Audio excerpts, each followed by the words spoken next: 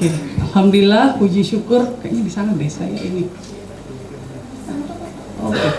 Alhamdulillah, puji syukur kita panjatkan kehadirat Allah di mana hari ini kita berkumpul di Pusdiklat ini dalam rangka mungkin saya memberi sedikit informasi, ya mungkin sedikit ilmu pengetahuan, mungkin adik-adik lebih banyak ilmunya dari saya, ya kita lebih sharing di sini. Oke, baik, tak lupa salawat dan salam juga kita persembahkan kepada Rasulullah Muhammad Sallallahu Alaihi Wasallam.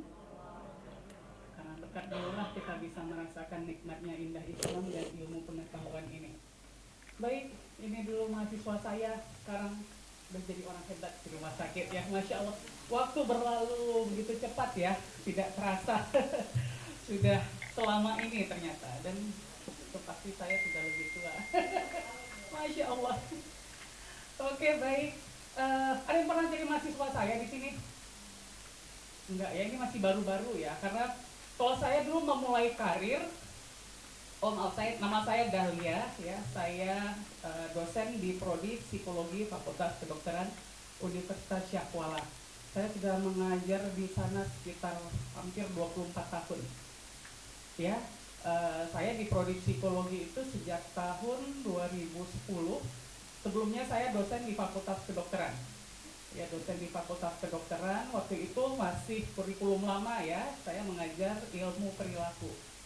Ya, bersama psikiater Dr. Ibrahim Putih waktu itu, terus almarhum dokter di RSC itu dokter yang udah meninggal, Harno ya, Harno, kita dulu tim gitu. Jadi mahasiswa saya itu tahun-tahun 2000 tuh udah banyak udah jadi spesialis. Ya, saya ingat beberapa jadi kolega juga dosen di Fakultas Kedokteran USK, ya, jadi mahasiswa udah jadi kolega sekarang. Ya begitulah lingkaran kehidupan ya. Oke, baik, karena ini masih muda-muda, mungkin beberapa di Fakultas Kedokteran sudah lama saya tidak ngajar dulu, kadang-kadang ada ngajar udah lebih dari berapa tahun ini ya, saya nggak ngajar lagi, ada kuliah pakar gitu ya di psikologi. Saat itu saya ngajar, tapi udah lama saya nggak ngajar lagi karena kesibukan. Oke, materi hari ini adalah kekerasan dalam rumah tangga, konsekuensi dan solusi. Ada yang sudah menikah? Ada yang belum menikah? Siapa yang belum menikah? Sedikit ya, 5%, atau mungkin lebih sedikit lagi ya. Rata-rata sudah menikah, terlihat wajah-wajah yang penuh, wajah-wajah dewasa. Semoga bukan juga korban dari KDRT atau pelaku KDRT ya, na'udzubillah. Kenapa KDRT ini perlu diketahui? Kalau dalam bidang ilmu kedokteran, untuk apa? Perlu mengetahui tentang KDRT ini. Visum, apalagi? Ya, mental. Kalau misalnya terlihat ada korban KDRT, kita bisa tahu dia korban KDRT, terguncang mentalnya dari apa? Perilakunya seperti apa? Terguncang seperti apa? Itu terguncang bergerak atau terguncang seperti apa? Ketakutan. Terus terlihat cemas. Bagaimana kita bisa mengetahui seseorang itu cemas atau tidak?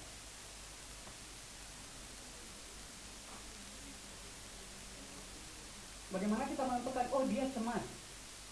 Dulu kan belajar ya sedikit ilmu psikiatri. Masih ingat, ayo kita mengulang kembali.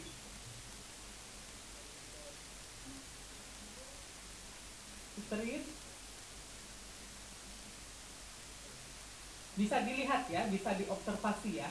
Pasti kalian semua punya ilmu dasar untuk itu waktu belajar psikiatri. Jadi kita terlihat dia mungkin keringetan gitu ya, ketika ngomong dia gugup, ketika duduk dia nggak bisa tenang ya, kakinya mungkin bergerak-gerak terus, atau dia terus meremas-remas tangannya ya, wajahnya terlihat takut ya, matanya awas terhadap sekeliling, seperti itu beberapa tanda dari kecemasan. Nah, ini penting karena apa? Para medis merupakan orang yang sering menjadi tujuan oleh korban KDRT.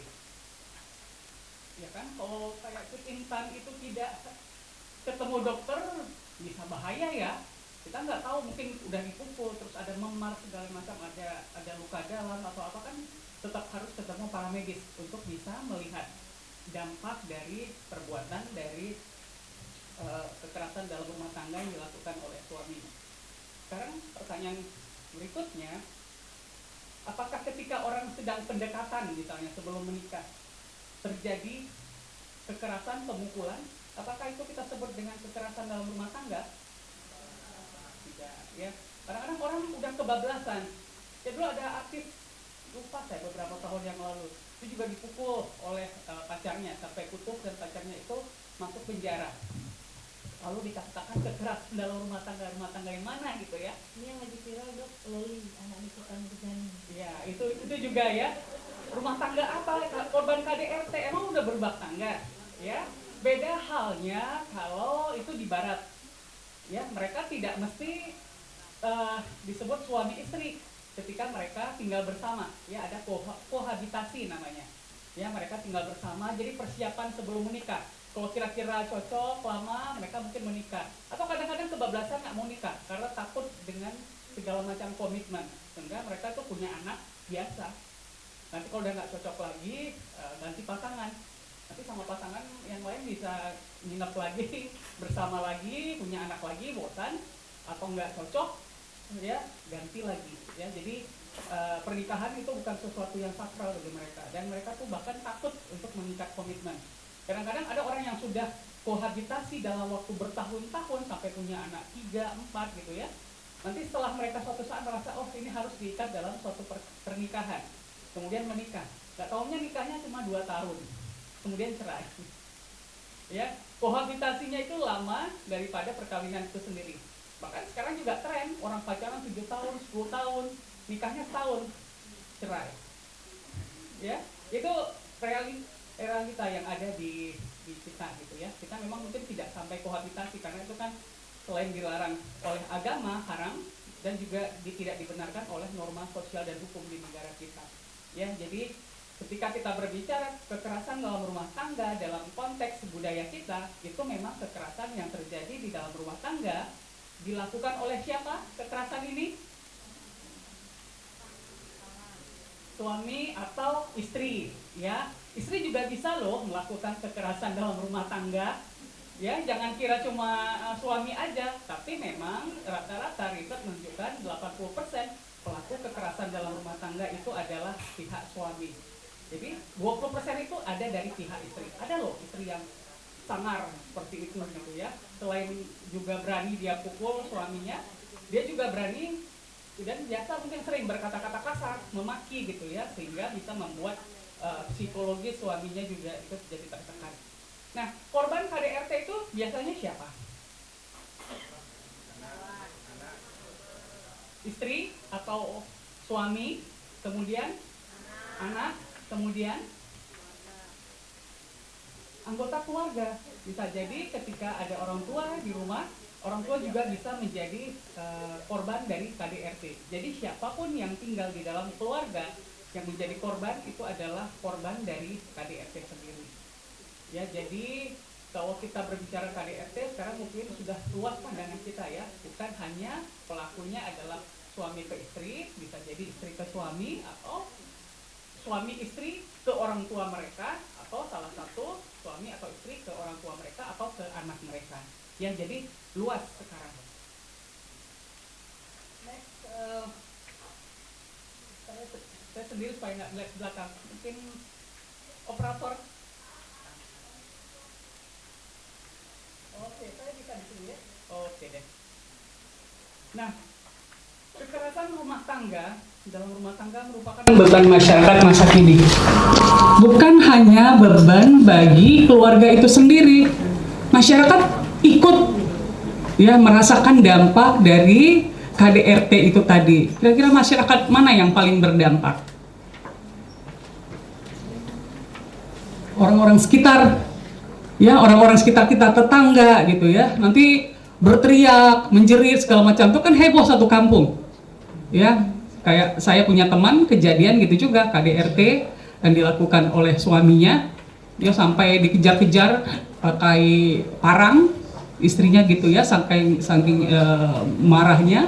Itu ribut satu kampung, ibaratnya itu satu kompleks itu, jadi akhirnya kan kejar-kejaran ya, menyelamatkan jangan sampai terjadi korban yang ngeri udah bawa-bawa parang, kemudian harus ditenangkan di musola, dinasehati ya, kemudian disuruh pergi dulu, berpisah sementara ya, jangan sampai terjadi hal-hal yang mengerikan. Jadi bukan hanya anak dari orang tua itu tadi yang bermasalah, tetapi juga lingkungan ikut terdampak dengan masalah seperti itu, dan jadi PR itu bagi Pak Kecil gitu ya, atau orang-orang tua kampung untuk mencari solusi atas masalah tersebut.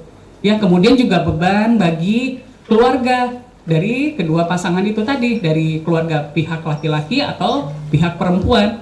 Kemudian juga dampaknya juga ke instansi dia bekerja ya kan. Itu pasti hebohnya sampai kedengaran kemana-mana.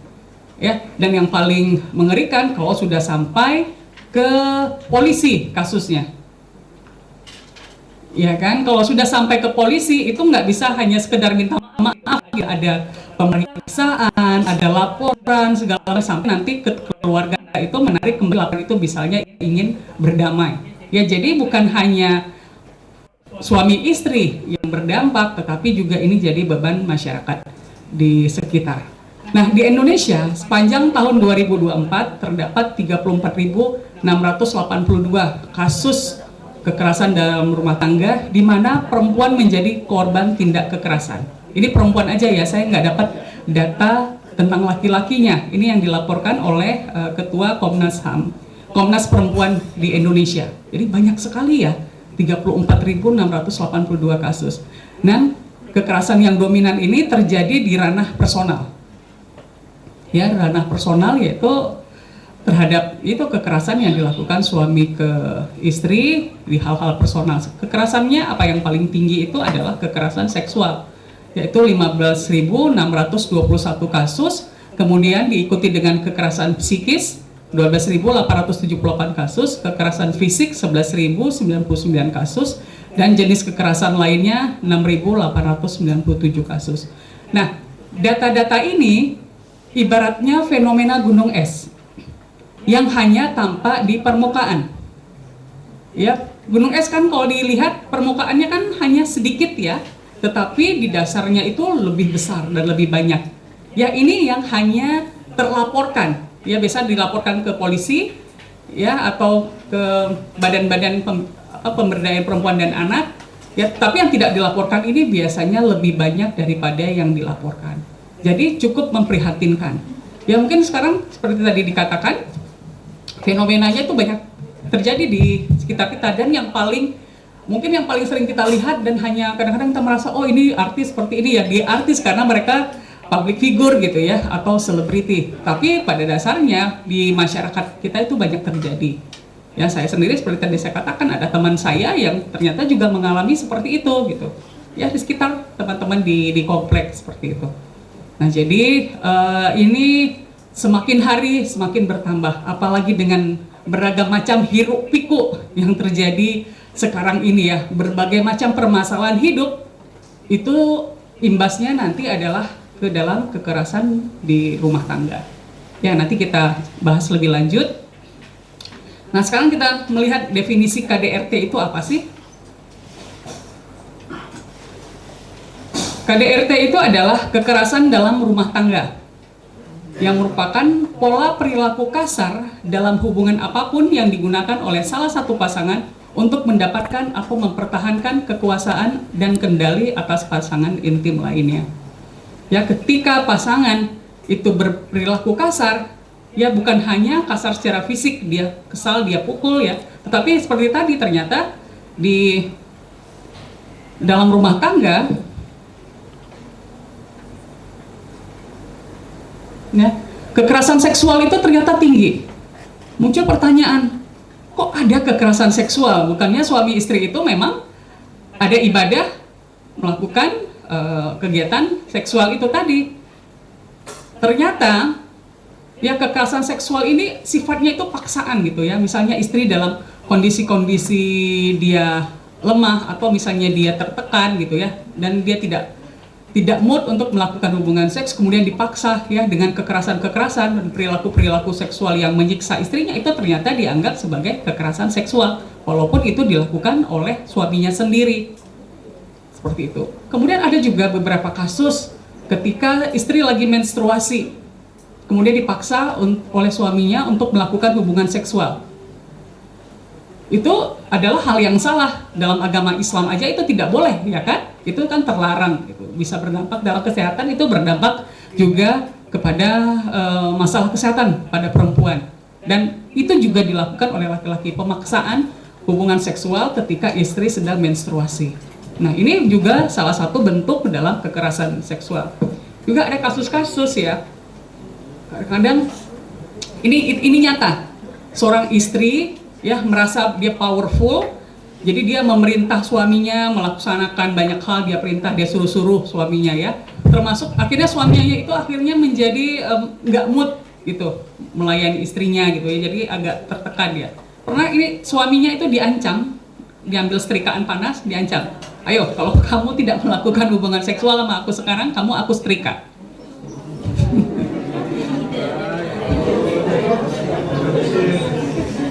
Ada kasus seperti itu. Ini kekerasan seksual ya, KDRT yang dilakukan oleh si istri pada suami. Jadi diancam dengan setrika panas. Karena suaminya udah malas ngelayani si istrinya, disuruh ini, suruh itu, tapi dia merasa powerful. Kamu harus ikuti apa yang aku inginkan. Jadi diancam dengan setrika panas. Ada yang seperti itu. Ya, jadi dinamika rumah tangga itu beragam ya.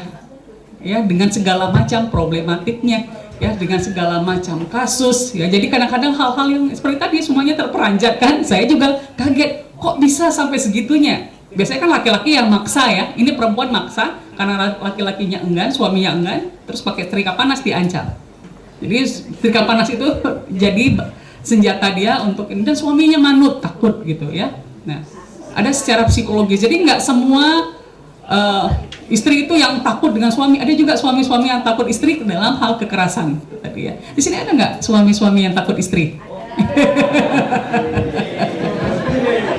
Dalam hal yang lain ya, nggak boleh ini, nggak boleh itu gitu ya. Hati-hati kalau misalnya suaminya. Tapi kan dok, bukan yang Mary is scary kan? Oh enggak seperti itu. Takut nih suami, di pulang tengah malam tidur aja di teras kalian ya, misalnya. Nah itu kok jadi pulang sebelum tengah malam biar nggak disuruh tidur di teras sama istri ya. Itu salah satu contoh suami takut istri. Tapi itu bagus ya, dalam artian suaminya supaya lebih disiplin, pulang lebih cepat. Ya, jadi kita bisa melihat yang mana bentuk misalnya komitmen dalam rumah tangga dan yang mana itu yang namanya adalah bentuk kekerasan dalam rumah tangga. Ya, jadi itu ketika kita berbicara KDRT, ada perilaku kasar dalam hubungan. Kasar itu biasanya paling banyak secara fisik ya, tapi secara psikis juga termasuk adalah kekerasan. Kerjanya menghina istri aja atau kerjanya menghina suami aja ya, kemudian body shaming juga ya, terlalu kamu gendut, ayo di ini dong, badannya dikecilin lagi, seperti ini seperti itu ya, bandingkan gitu. Itu kan membuat tersinggung gitu ya. Kalau mau istrinya cantik kasih uang lah perawatannya, nggak ini nuntut duit pas-pasan nggak sih ya. Ya kadang-kadang seperti itu, nuntut istrinya harus cantik seperti selebriti gitu, tapi biaya perawatan nggak dikasih gitu ya, nggak mau lah istrinya. Untuk makan aja kembang kempis ya, pas-pasin itu 20.000 sehari gitu misalnya ya. Itu biasanya kalau misalnya rumah tangga seperti itu 20.000 sehari, awal-awal menikah masih ya abang sayang, adik sayang ya. Hari bulan kedua masih terima nggak apa-apa, yang penting bersama. Bulan ketiga piring melayang, bukan abang sayang lagi. Seperti itu ya. Nah itu piring melayang, nanti lama-lama abangnya yang melayang ya, kena piring. Nah seperti itu udah mulai bentuk KDRT. Mungkin semua udah tahu ya seperti apa KDRT.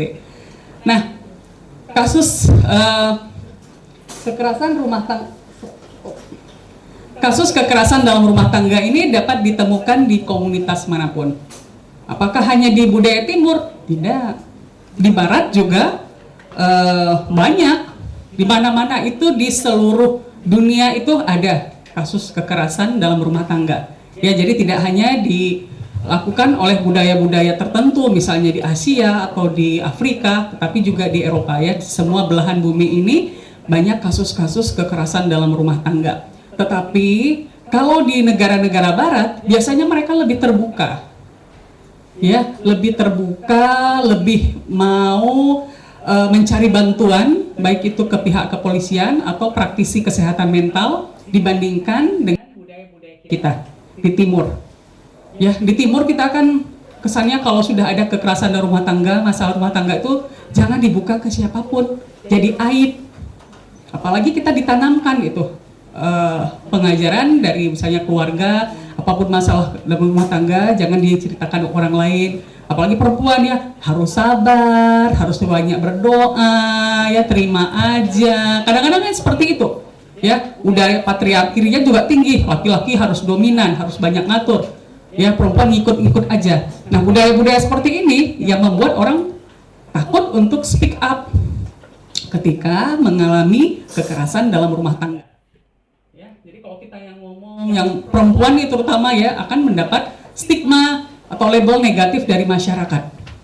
Dan mirisnya banyak kadang-kadang kasus-kasus KDRT di rumah tangga ini perempuan yang sering dijadikan sumber penyebab. Ya nggak salah suaminya seperti itu, istrinya cerewet. Ya nggak salah suaminya mukul, istrinya melawan gitu ya. Mungkin istri udah tertekan, dia nggak sanggup lagi gitu ya. Ketika itu terlihat, muncul itu adalah kesalahan si istri. Padahal sebenarnya banyak hal-hal yang tertutupi di dalam rumah tangga itu yang tidak pernah terbongkar. Ya, jadi kebanyakan perempuan sering disalahkan atas penyebab suami melakukan kekerasan. Ya, itu budaya patriarki itu sangat mempengaruhi gitu ya, sangat mempengaruhi bagaimana nanti masyarakat akan memberikan stigma atau label terhadap kekerasan dalam rumah tangga. Padahal korbannya yang paling banyak itu adalah perempuan gitu ya. Perempuan ketika tersakiti itu susah sekali untuk bisa recovery gitu ya. Ibarat kaca yang pecah ya, ketika kita rekatkan kembali, apakah kaca itu menimbulkan kembali pantulan? Tidak. Ya, mungkin kita bisa melihat ada wajah kita, tapi pantulannya tidak bisa lagi seperti dulu. Ya, jadi perempuan ini paling rentan dalam menerima stigma dari masyarakat. Nah, prevalensi terjadinya KDRT ini tidak tergantung pada usia, status sosial, ras, jenis kelamin atau agama. Ya, jadi status sosial, mau status sosial ekonomi rendah, menengah atau tinggi juga bisa terjadi KDRT. Ya, kemudian ras, ya semua jenis kelamin atau bahkan agama. Ya, dalam Islam harusnya kalau kita benar-benar menerapkan syariat Islam ketika kita membina rumah tangga, itu KDRT itu nggak ada. Ya kan? Dulu ingat waktu menikah kan dapat konseling perkawinan, dapat tausiah dari ustadz gitu ya sebelum menikah bagaimana seharusnya seorang lelaki bersikap, berperilaku terhadap istrinya dan juga sebaliknya. Harusnya itu kan bisa menjadi pedoman untuk menjalani rumah tangga, tapi kan kenyataan tidak demikian. Ya, kita mayoritas muslim dan dari kasus juga mayoritas muslim juga pelakunya, walaupun dari agama lain juga ada, tapi itu tidak mengenal agama KDRT ya, ketika orang tidak bisa menghayati apa itu makna perkawinan, bagaimana menjalankan perkawinan sesuai sunnah yang sudah diberikan Rasulullah, diberikan contoh Rasulullah gitu ya, atau dalam ajaran Islam itu tidak diterapkan. Nah, rentan sekali terjadi kekerasan dalam rumah tangga. Jadi kekerasan fisik merupakan salah satu aspek kekerasan dari keluarga ya, kekerasan keluarga itu sendiri.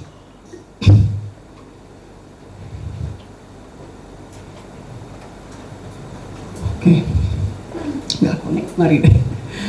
Oke, nah bentuk KDRT itu seperti apa aja? Ya, ada KDRT yang sifatnya fisik. Ini udah tahu ya, kemarin contoh Cut Intan. Kemudian sebelum Cut Intan kan ada artis siapa? Ini kita kasih contoh artis, padahal di luar artis itu banyak di masyarakat kita. Tapi ini supaya gampang aja mengingat. Lesti Bilar gitu. Ya kan, waktu itu kasus Lesti lumayan rame gitu ya. Dan pada saat itu Lesti meninggalkan suaminya, dia pergi, dia mencari keselamatan. Kemudian Lesti melaporkan kepada polisi, apa yang terjadi pada saat itu? Bagaimana respon netizen atau masyarakat atau orang-orang sekitar? Marah kepada Bilar, tapi sangat mendukung Lesti. Ya, dukungan kamu hebat, tidak semua perempuan bisa seperti itu gitu ya. Kamu berani untuk speak up, membicarakan masalah rumah tangga kamu, berani melaporkan. Tapi kemudian apa yang terjadi? Lesti balik kembali kepada suaminya, dan yang terjadi adalah yang tadinya mendapat dukungan, akhirnya Lestinya dihujat habis-habisan. Ya, nanti kita ada pertanyaan, apakah itu bisa berubah atau tidak, tapi ke berikutnya nanti ya. Nah, jadi fisik udah jelas. Kemudian tadi sudah saya jelaskan juga bentuk kekerasan yang sifatnya seksual, ya, yang sifatnya seksual, pemaksaan pada saat salah satu yang tidak ingin melakukan hubungan seks. Kemudian secara emosional, ini itu tadi kata-kata kasar, ya, atau perlakuan yang kasar, atau memberikan mimik atau gestur yang tidak menyenangkan bagi pasangan, itu merupakan bentuk kekerasan dalam rumah tangga.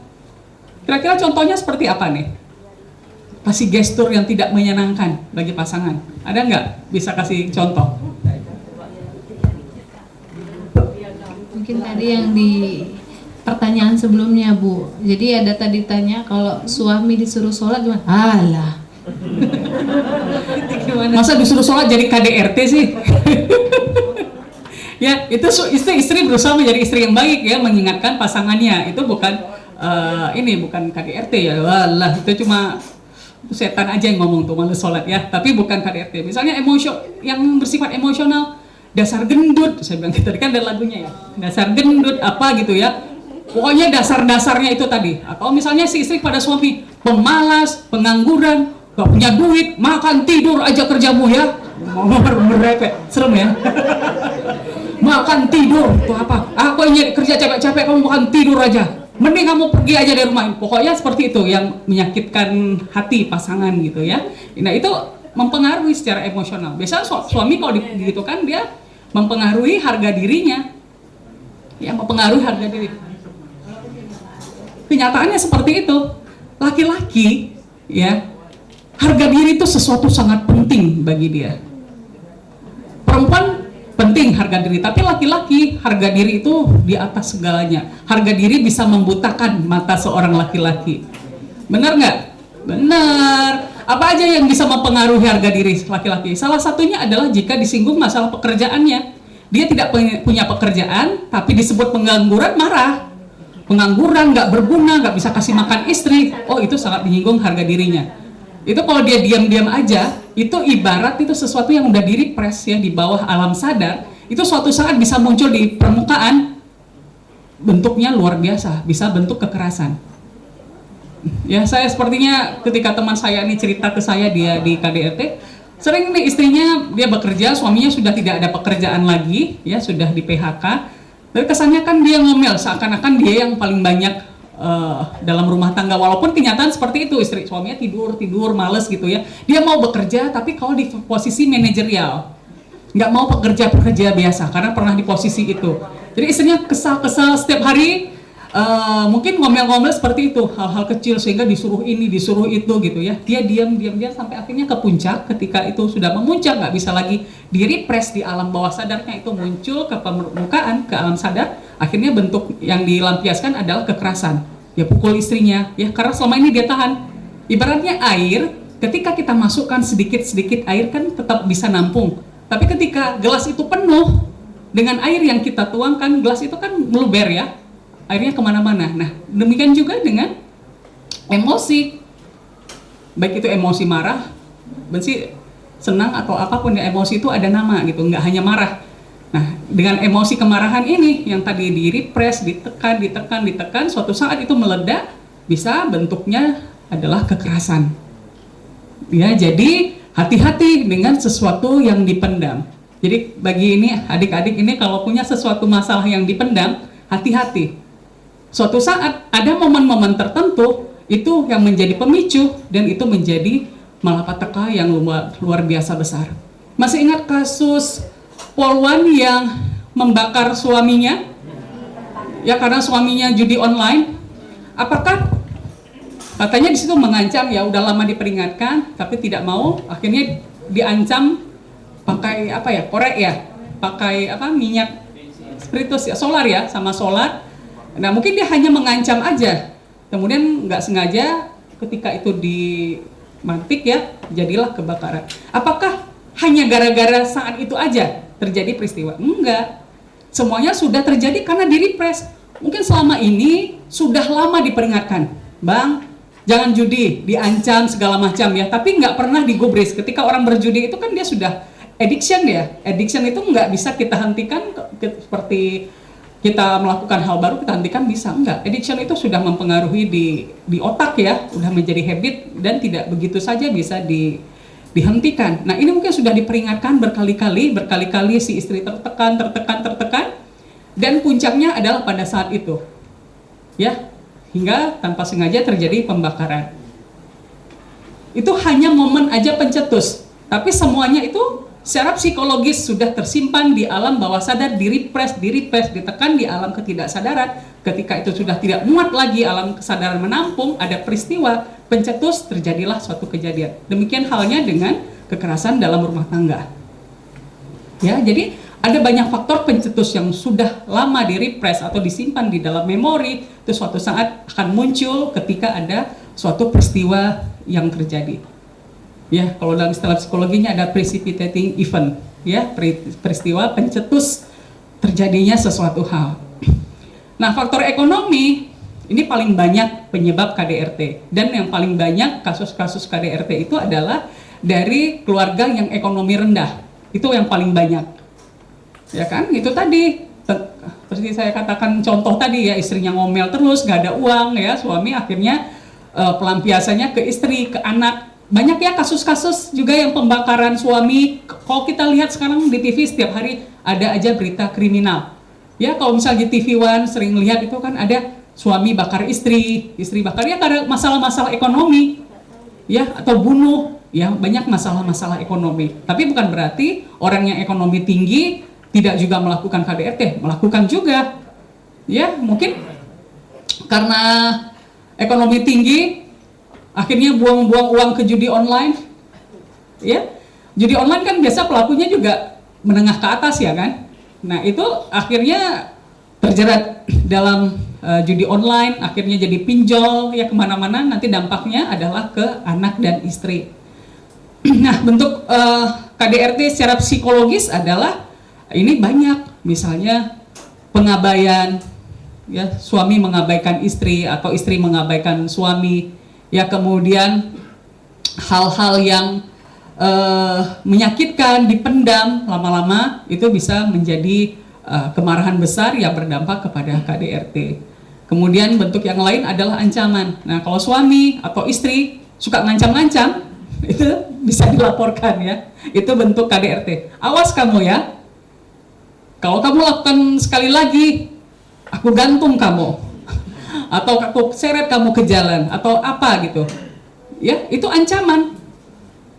Ancaman itu bukan berarti hanya sekedar omon-omon ya. Ancaman itu suatu saat bisa menjadi kenyataan ya. Jadi jangan pernah mengabaikan suatu ancaman. Jika itu sering dilakukan ya, suatu saat itu akan dilakukan ya. Atau perilaku pemaksaan yang lain gitu, memaksakan istri atau suami melakukan hal-hal yang mereka tidak sukai ya, tapi itu dipaksa dengan ancaman, itu juga bentuk dari KDRT. Nah kita tadi sudah membahas apa itu KDRT. Kita waktu 1 jam ya. Oh iya dikit, berarti saya 20 menit lagi ya, termasuk tanya jawab ya. Oke, baik. Pernah dapat terima pasien korban KDRT selama bertugas? Nah ini tadi sempat kita bahas ciri-cirinya seperti apa ya. Nah ini dia yang bisa kita lihat, beberapa karakteristik korban dari KDRT. Ada rasa takut ya. Takut itu kalau orang diam, apakah bisa kita katakan takut? Bisa saja, tapi lihat dulu bagaimana pola perilakunya, ekspresinya bagaimana, afeksinya bagaimana. Bagaimana, apakah matanya awas, ya, atau dia matanya berkedip-kedip seperti memikirkan sesuatu. Ya, ada orang takut yang hanya bisa diam, tapi organ tubuhnya, ya, bahasa tubuhnya membicarakan yang lain. Ya, kita harus bisa mengenal juga ekspresi nonverbal komunikasi. Ya, ketika orang takut mata seperti itu, dia tidak berkata apa-apa, tapi kita lihat dari nonverbalnya dia menunjukkan rasa takut. Nah, orang-orang yang korban KDRT juga mencoba menghindari konflik. Mereka nggak mau, terutama konfliknya itu dengan pasangannya. Ya, misalnya si istri sering mendapatkan perlakuan kasar dari suaminya, ya dia biasanya menghindari konflik. Caranya apa? Mengiyakan apa yang diinginkan oleh pasangannya. Ya udah, nggak apa-apa lah, dipukul lah, yang penting aku tetap bersama gitu ya. Yang penting anak-anak aman. Kalau aku berkorban, aku minta cerai, bagaimana nanti dengan anak-anakku gitu. Ya, sering akhirnya menjadikan diri sebagai korban untuk kesejahteraan orang lain atau keselamatan orang lain, misalnya termasuk juga untuk anak-anaknya. Nah, kemudian orang-orang korban KDRT juga memiliki harga diri yang rendah. Sering mereka menyalahkan diri sendiri. Mungkin aku pantas ya diperlakukan seperti ini. Kata suamiku aku jelek, aku gendut, ya aku memang gila gendut. Atau aku nggak tahu terima kasih, mungkin aku seperti itu ya. Jadi dia menginternalisasi apapun yang dikatakan oleh pasangannya sebagai kebenaran terhadap dirinya. Sehingga dia memiliki harga diri yang rendah. Nggak bisa dia melihat bahwa dia punya sisi positif yang banyak, yang tidak pernah diungkapkan oleh pasangannya. Tetapi ketika dia terus-menerus dipapar dengan hal-hal yang negatif tentang dirinya, akhirnya dia menerima itu sebagai bagian dari diri dia. Sehingga orang ini memiliki konsep diri yang negatif. Ya, harga diri yang negatif. Termasuk konsep diri yang negatif. Nah, karakteristik lainnya itu secara psikologis ya. Karakteristik lainnya misalnya masalah fisik. Nah, bisa kita lihat apakah si pasien ini sakit kepala sering, ya. Sakit kepala bukan hanya ada masalah di anatomi atau organ gitu ya, tapi juga stres menyebabkan orang sakit kepala, ya, stres yang berlebihan, kemudian mual, kemudian gejala-gejala yang berhubungan dengan stres. Nah, ini stres psikologis mempengaruhi fisik, ya. Jadi bentuknya sakit kepala, mual, atau gejala-gejala degup jantungnya berdegup cepat gitu ya, tekanan darahnya tinggi kalau kita periksa pada saat itu. Ini semua karena stres. Ya. Jadi masalah psikologis itu sangat mempengaruhi fisik gitu ya. Dan sebaliknya, orang sakit fisik juga bisa mempengaruhi psikologisnya. Jadi jiwa raga itu tidak bisa dipisahkan. Udah biasakan sama pasien-pasien ya, kalau pasiennya optimis, punya semangat hidup yang tinggi, ingin sembuh tinggi, itu mempercepat proses pemulihannya. Sebaliknya, pasien yang udahlah kayaknya udah waktunya, udah nggak penuh lagi harapan gitu ya, itu juga akan biasanya mempercepat proses kematiannya, walaupun memang kematian di tangan Allah ya, tetapi itu penyembuhannya agak susah. Jadi jiwa dan raga itu satu bagian yang tidak bisa dipisahkan. Nah, orang-orang yang korban KDRT biasa juga menghindari teman. Mereka suka mengisolasi diri dari orang lain karena takut orang nanya-nanya. Kamu kok terlihat termenung ya, kamu kok terlihat murung, kamu misalnya kalau dia suka marah-marah sendiri ya, dalam psikologi itu ada mekanisme pertahanan ego. Ketika orang cemas, kadang-kadang dia melakukan yang namanya displacement. Dimarah-marahi suami di rumah, ketika sama teman-temannya yang dimarahi, karena dia nggak bisa membalas kemarahan dari suaminya. Nah, ini orang-orang seperti ini daripada saya konflik dengan teman karena ikutan saya marahin, dia lebih suka menghindari. Kemudian mereka mungkin juga memiliki cedera fisik. Biasanya bisa kita lihat ya, kalau misalnya ada pasien datang, mukanya memar, luka-luka, kita biasanya langsung bisa membuat prognosa, ini korban KDRT sepertinya. Ya. Nah, kemudian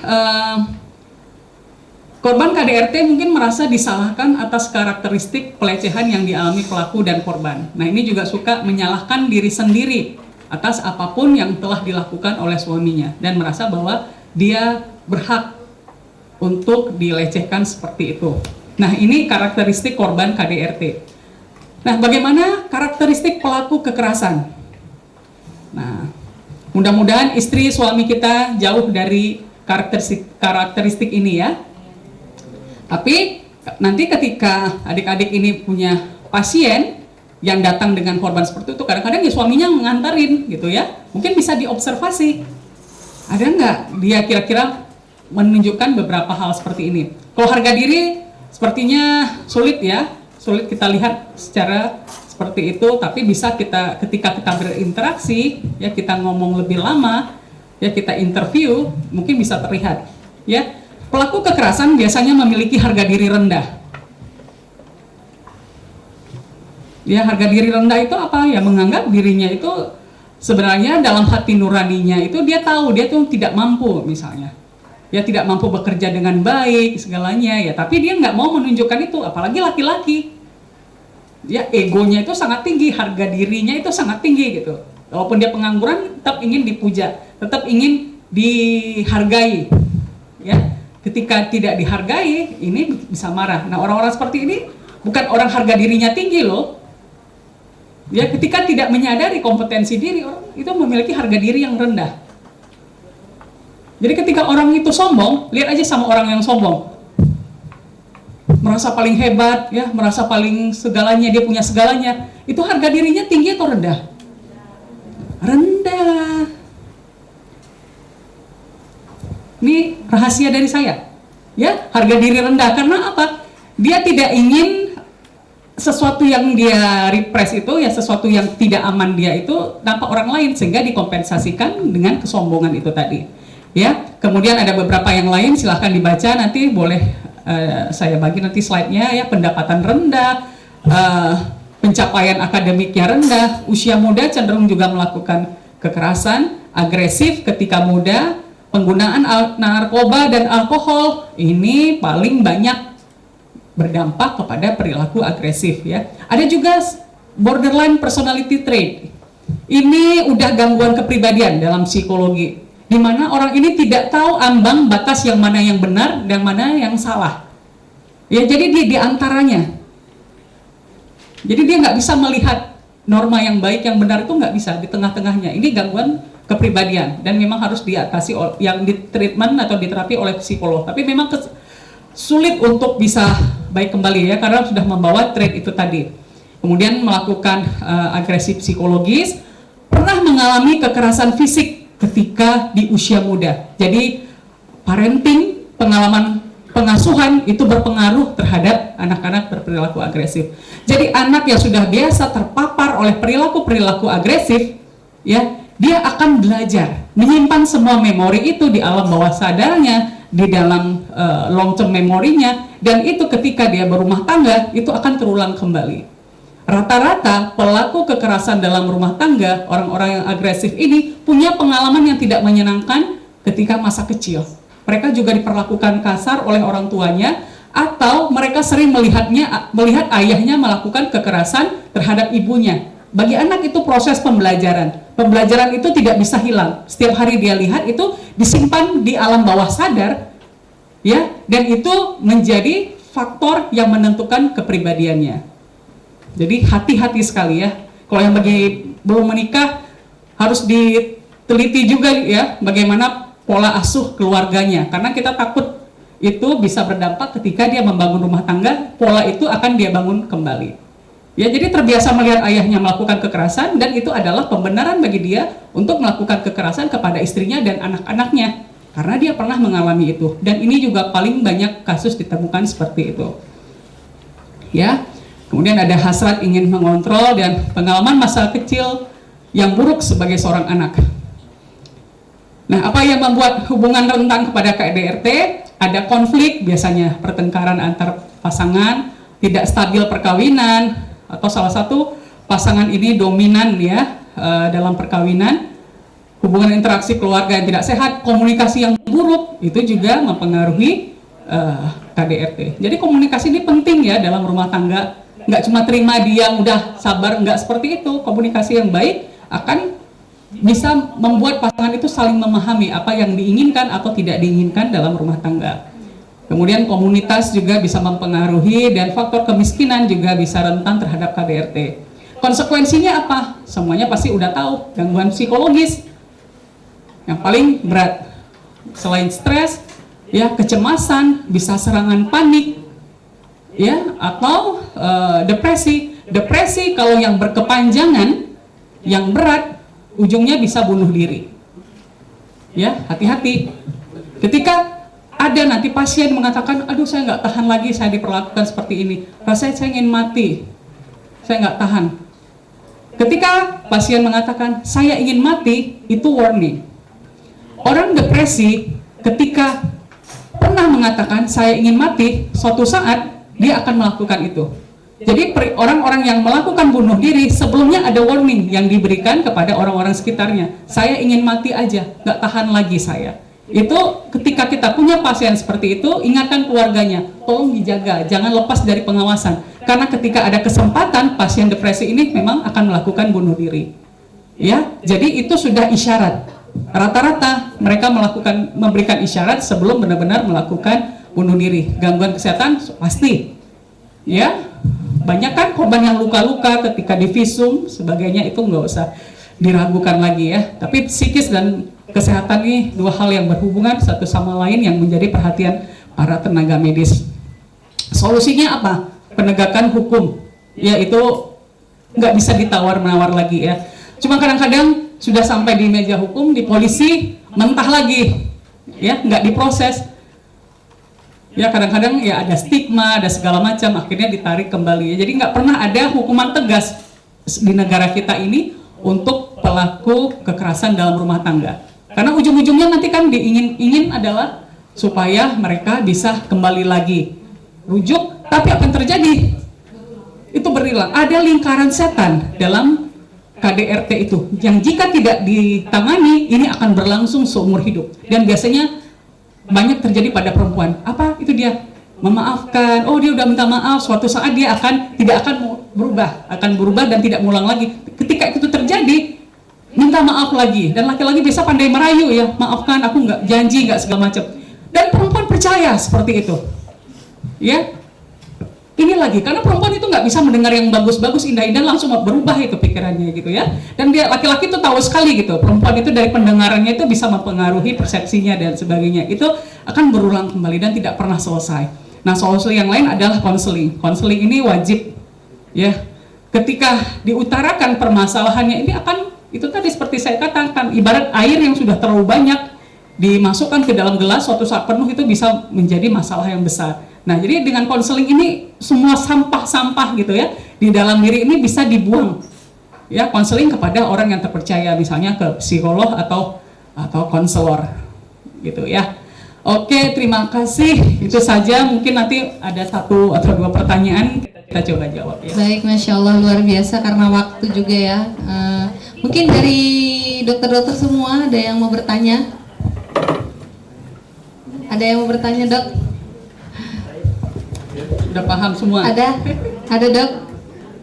Udah paham ya. Tapi gini Bu, ini pengalaman ya yang saya lihat. Jadi perselingkuhan itu termasuk KDRT nggak sih Bu? Karena kan tadi ada pembahasan psikologi ya. Jadi saya melihat Bu, di lingkungan sekitar saya itu ada seorang bapak, dia melakukan selingkuh. Ini PNS. Terus dia selingkuh, yang si bapak ini.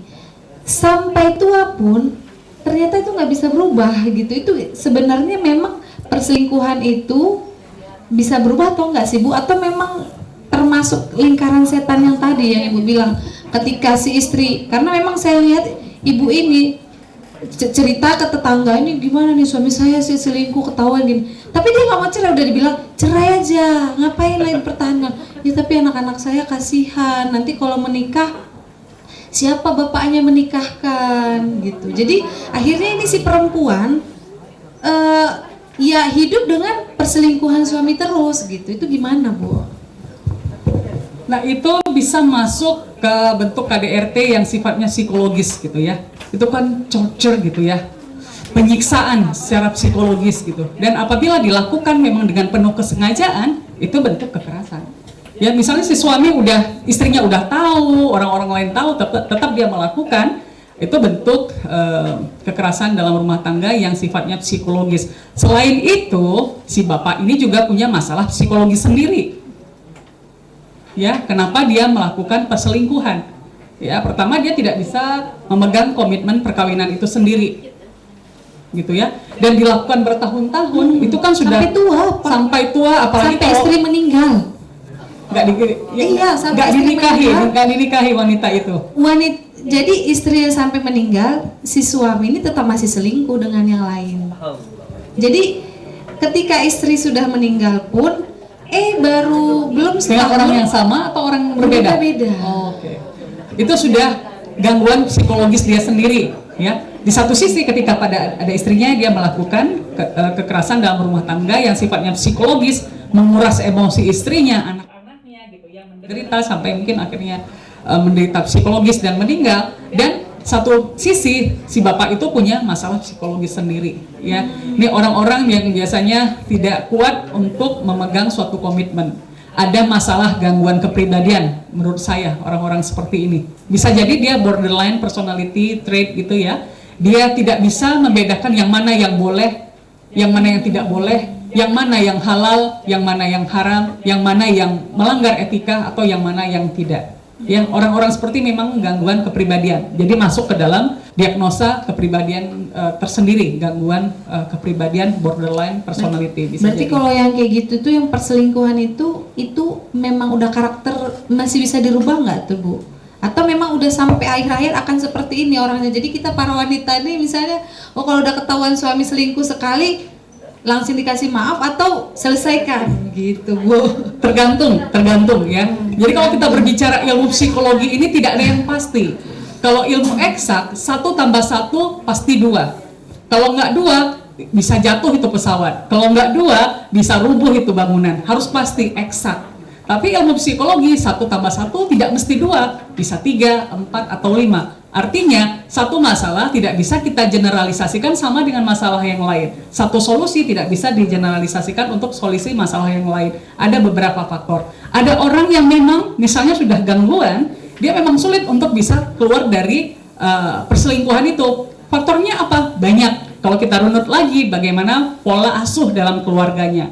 Mungkin orang tuanya juga suka selingkuh. Atau keluarganya itu melihat bahwa perkawinan itu bukan sesuatu yang penting gitu ya, sehingga dia belajar, anak kan belajar rumah tangga seperti itu, cekcok aja ya, tidak ada figur ayah atau ibu yang baik sebagai anak, jadikan pedoman untuk peran jenis kelaminnya ya, sehingga ketika dia berumah tangga kacau semua ya, dia tidak bisa berperan sebagai suami yang baik atau sebagai ayah yang baik. Itu tidak lepas dari pengalaman masa lalu dia ya. Jadi ketika anak dibesarkan dengan kasih sayang, dengan rasa aman, dengan cinta kasih, ya, dengan perhatian, dia akan mengembangkan itu sebagai bagian dari kepribadiannya.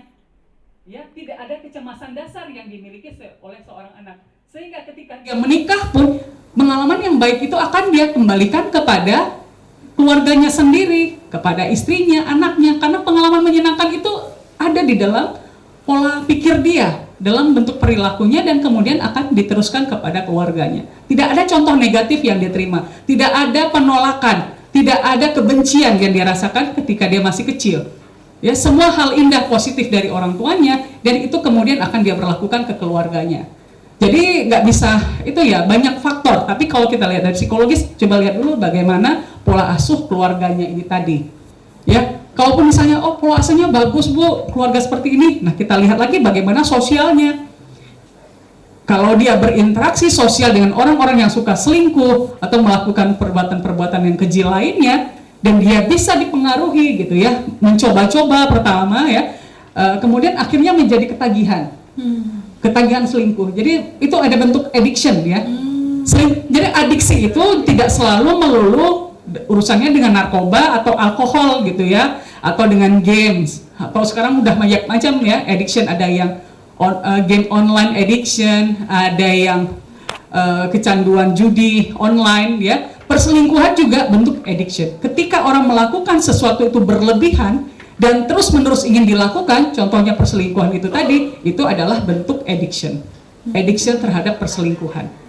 Bisa aja salah satu bahasa halusnya itu addiction terhadap perselingkuhan, tapi bisa saja salah satunya adalah sex addiction terbungkus dalam kata-kata perselingkuhan. Ada orang yang punya sex addiction, berlebihan, istrinya tidak bisa memuaskan, dia ingin mencari fantasi, sensasi dengan orang lain dan berganti-ganti, itu ada kecanduan sex addiction. Jadi memang harus kita lihat dulu seperti apa penyebabnya. Jadi nggak bisa kita, oh ini seperti ini, enggak.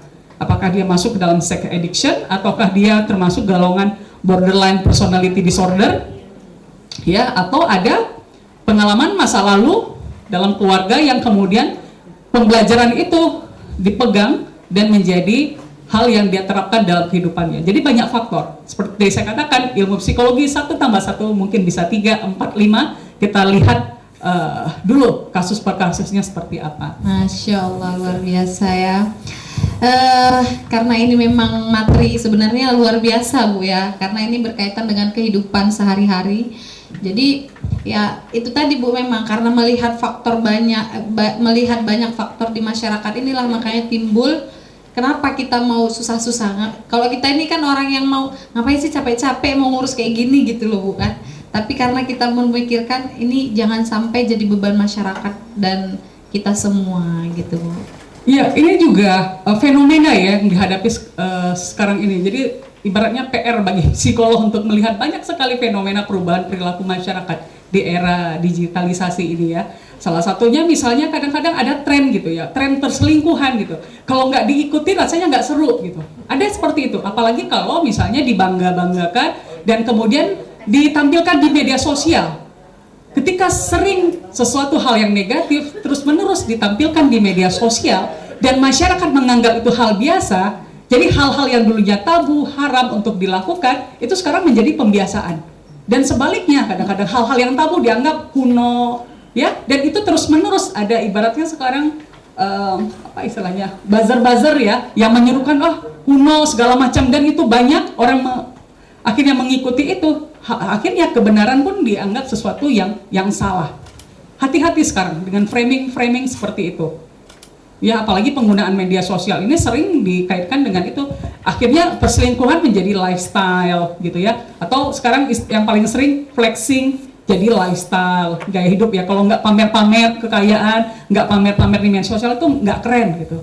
Ya, nggak sadar mereka. KPK ngikutin. Dirjen pajak ngikutin, ini udah bayar pajak nggak orang ya, atau ini KPK ini dapat dari uang dari mana. Tapi itulah sekarang fenomenanya ya, di dunia sosial dijadikan hal-hal untuk mengeksploitasi manusia, untuk menanamkan paham-paham ya. Harus hati-hati sekarang paham-paham yang tidak benar itu kepada manusia, dan paling gampang dengan media sosial. Kan sekarang biasa ya, lihat tuh artis-artis, dia berzina, dia berselingkuh, biasa aja gitu. Dan akhirnya orang melupakan. Nanti ditampilkan yang baik-baik ini ya. Ada kan misalnya artis-artis selingkuh sampai hamil di luar nikah segala macam. Ketika nanti rumah tangga romantis dipuji-puji, awalnya dihujat-hujat, akhirnya dipuji-puji dan kemudian dijadikan idola kembali. Ya, akan menyesatkan itu. Akhirnya sesuatu yang tidak boleh, yang haram, zina misalnya, perselingkuhan itu, tapi akhirnya menjadi sesuatu yang biasa saja. Nah, pergeseran norma seperti itu sangat memprihatinkan di zaman sekarang. Jadi memang harus kita bijaksana, waspada ya dalam segala macam paparan-paparan dalam kehidupan kita ini, dan pengaruh media sosial itu harus hati-hati ya. Kita tidak masuk terperangkap ke dalam hal-hal seperti itu. Baik, Masya Allah, ini luar biasa ya. Nanti ini karena kita setelah ini ada break ya. Bu, makasih banyak Bu ya atas ilmunya dan sharingnya, luar biasa. Terima kasih. Saya mungkin bisa kita tutup Bu ya. Untuk materi yang kedua ini kami ucapkan terima kasih kepada Bu Dahlia yang sudah menyampaikan materi yang luar biasa. Saya selaku moderator juga mengucapkan salam. Assalamualaikum warahmatullahi wabarakatuh. Ya, kepada para peserta mungkin bisa